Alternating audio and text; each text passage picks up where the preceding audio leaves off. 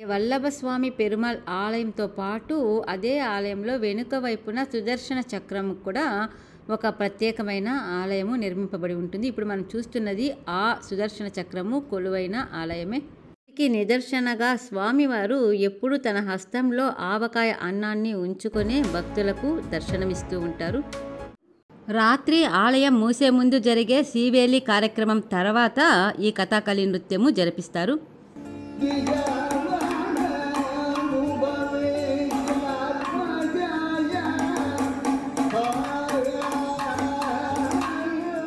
Hi hello అందరికీ ఎలా ఉన్నారు? అందరూ చాలా అద్భుతంగా ఉన్నారు కదా. మళ్ళీ నేను మీ విజయ విండోస్కి తిరిగి స్వాగతం. ఈరోజు వీడియోలో కేరళలో ఉన్న 13 దివ్య దేశాలలో ఒకటైన దివ్య దేశం నెంబర్ 66 కొచ్చిన్కి దాదాపు 100 కిలోమీటర్ల దూరంలో ఉన్న చెంగనూరుకి 10 కిలోమీటర్ల దూరంలో ఉండే తిరువల్ల శ్రీ వల్లభస్వామి పెరుమాళ్ టెంపుల్ గురించిన విశేషాలు తెలుసుకుందాం. ఆలస్యం లేకుండా let's get into the video.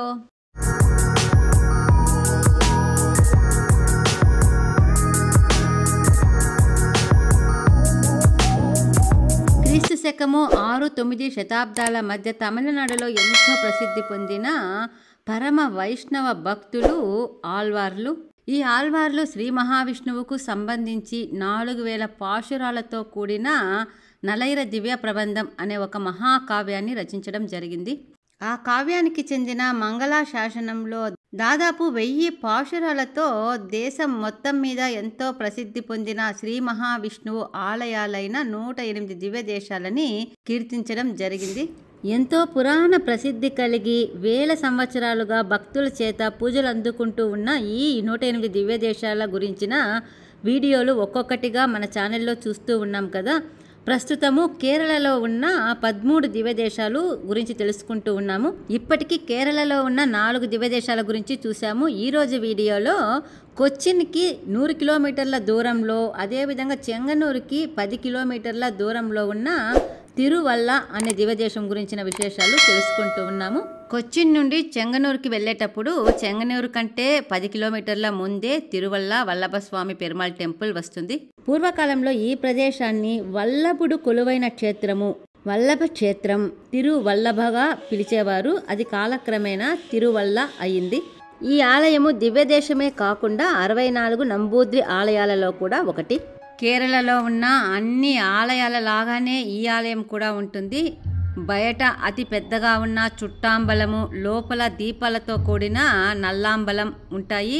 ఈ ప్రహారీల లోపల గుండ్రని ఆకారంలో ఉన్న శ్రీ వల్లభస్వామి పెరుమాళ్ కొలువైన గర్భగుడి కూడా ఉంటుంది.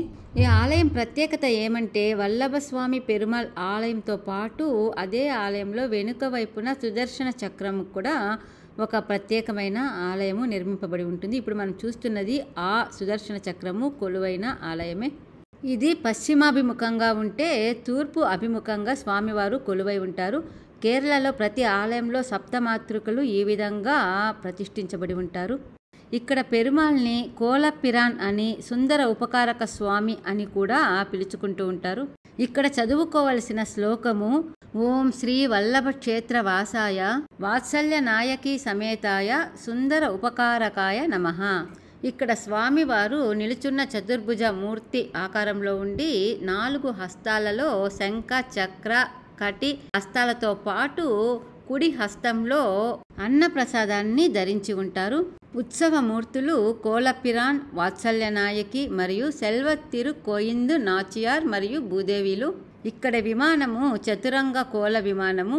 ఈ దివ్యదేశాన్ని కీర్తించిన ఆళ్వార్లు నమ్మాళ్వారు మరియు తిరుమంగై ఆళ్వార్లు. ఆలయంలో జరిగే సంప్రదాయాలు, అక్కడ ఉన్న పెరుమాళ్ళు అన్నీ కూడా కేరళ ఆలయాల్లాగే అనిపిస్తూ ఉన్నప్పటికీ కొన్ని ప్రత్యేకతలు, కొన్ని ప్రత్యేకమైన పురాణ గాథలు ఈ ఆలయానికి సంబంధించి ఉన్నాయి. మనము ఇప్పుడు ఆ ప్రత్యేకతల గురించి తెలుసుకుందాము.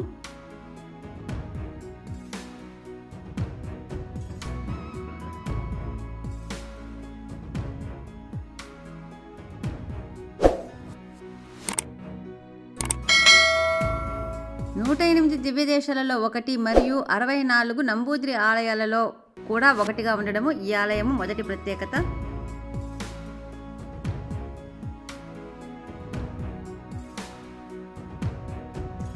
స్వామివారి హస్తంలో ఉండే ఆయుధము సుదర్శన చక్రము. ఈ సుదర్శన చక్రానికి ఒక ప్రత్యేకమైన ఆలయం ఉండడము ఈ ఆలయం యొక్క ఇంకొక ప్రత్యేకత. ఈ ఆలయాన్ని క్రీస్తు పూర్వము 59వ సంవత్సరంలోనే నిర్మించారనే ఆధారాలు ఉన్నప్పటికీ ఇక్కడ కట్టిన సుదర్శన ఆలయం మాత్రము క్రీస్తు పూర్వము 2993వ సంవత్సరంలోనే నిర్మించారని చెప్పడం జరుగుతూ ఉంది. ఈ ఆలయం గురించి గరుడ పురాణంలో, మత్స్య పురాణంలో ప్రస్తావించబడింది. పురాణాల ప్రకారము కోలపిరాన్ పెరుమాళ్ మొదటిగా దూర్వాసునికి, ఆ తర్వాత శంకర మంగళం అనే ఒక భక్తురాలికి, తర్వాత ఘంటాకర్ణునికి, సప్త ఋషులకి దర్శనమిచ్చినట్లుగా పురాణాలు చెబుతూ ఉన్నాయి. నరబలి ఇచ్చిన పాపానికి పరిహారంగా శివుని ఆజ్ఞపైన ఘంటాకర్ణుడు ఈ ప్రదేశంలో తపస్సు చేసిన తర్వాతనే బద్రీనాథ్లో క్షేత్రపాలకుడుగా మారాడని పురాణ కథనము. స్వామివారి పుష్కరిణిగా పిలువబడే పంపా నదిని ఇక్కడ ఘంటాకర్ణ తీర్థము అని కూడా అందుకే పిలుస్తారు.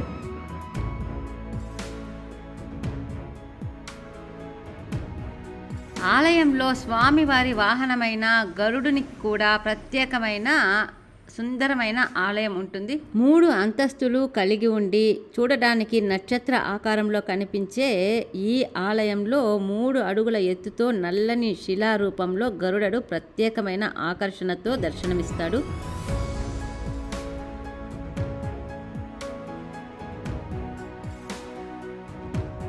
కోలపిరాన్ పెరుమాళ్ వెనుకవైన 2 హస్తాలలో శంకు చక్రాలను ధరించి ఉన్నప్పటికీ ముందు వైపు ఉన్న కుడి హస్తంలో ఆవకాయ అన్నాన్ని కలిగి ఉంటారు. ఈ విధంగా ఉండడానికి ఒక ప్రత్యేకమైన కథ ఉంది.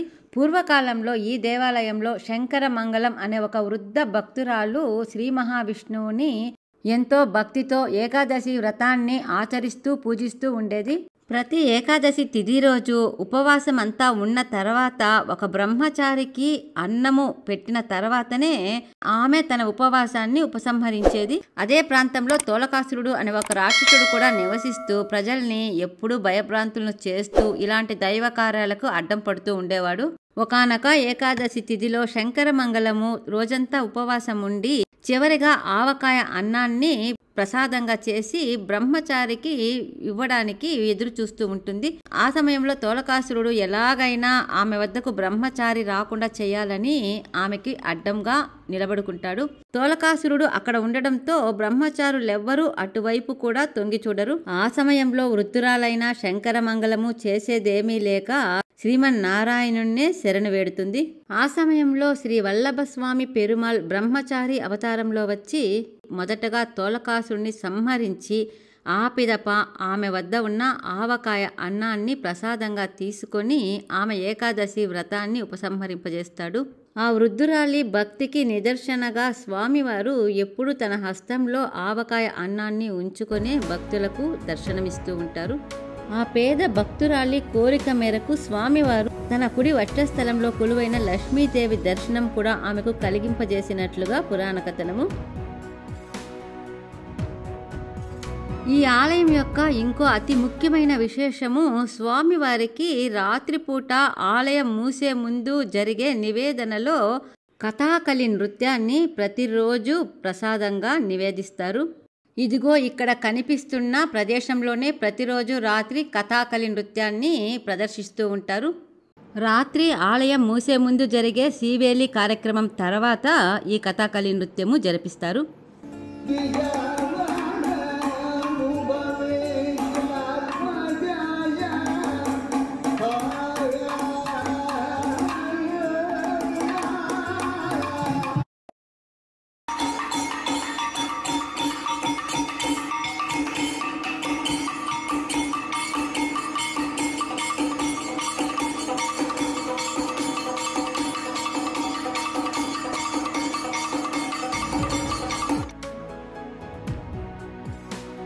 ఈ ఆలయం యొక్క ఇంకొక ప్రత్యేకత 1967వ సంవత్సరం వరకు కూడా ఈ ఆలయంలోకి స్త్రీలకు ప్రవేశం ఉండేది కాదు. ఆలయం నిర్మించిన కొత్తల్లో స్త్రీలకు ప్రవేశం ఉన్నా కూడా 2 సందర్భాలలో 2 స్త్రీలు స్వామివారి అద్భుతమైన ఆకర్షణ శక్తికి లోనై స్వామివారిని వదిలి ఉండలేక గర్భగుడిలోనే అతనిలో లీనమవడం చేత అప్పటి నుండి స్త్రీలకు ఈ ఆలయంలో ప్రవేశాన్ని నిషేధించారు. అంతేకాకుండా అప్పటి నుండి ఆ సందర్భాలు జరిగిన ఆ 2 రోజుల తిథులలో స్వామివారికి మామూలు అలంకారం కాకుండా వేటగాడి అలంకారము చేయడం కూడా ఆనవాయితీగా వస్తూ ఉంది. వందల ఏళ్లుగా ఈ విధంగా స్త్రీలకు ప్రవేశం కల్పించకుండా ఉన్నా కూడా 1967 సంవత్సరం నుండి స్త్రీలకు కూడా ఈ ఆలయంలో ప్రవేశాన్ని కల్పిస్తూ ఉన్నారు. మొదటగా ఈ ఆలయంలో కుమార మంగళం భక్తురాలికి కనిపించిన విధంగా సుదర్శన చక్రాన్ని ప్రతిష్ఠించినప్పటికీ తర్వాత కాలంలో ఈ రాజ్యాన్ని పరిపాలిస్తున్న రాజు భార్యకి కలలో కోలపిరాన్ కనిపించడంతో అదేవిధంగా విగ్రహాన్ని చెక్కించి సుదర్శన చక్రానికి వెనక వైపున ప్రతిష్ఠించడం జరిగింది. ఇప్పుడు ఈ 2 గర్భగుడులకు కూడా సపరేట్గా నమస్కార మండపాలు ఉన్నాయి. ఈ ఆలయ ప్రాంగణంలో కోలపిరాన్ పెరుమాళ్ మరియు సుదర్శన చక్రాల ఆలయాలతో పాటు ఇంకా అయ్యప్ప స్వామి, దక్షిణామూర్తి, విశ్వక్సేనుడు, గరుడ, గణపతి, వరాహమూర్తి, అయాన్యక్షి, మాయాయక్షి, దూర్వాస, వ్యాస, కురయప్పన్, నాగదేవతల ఆలయాలు కూడా ఉన్నాయి.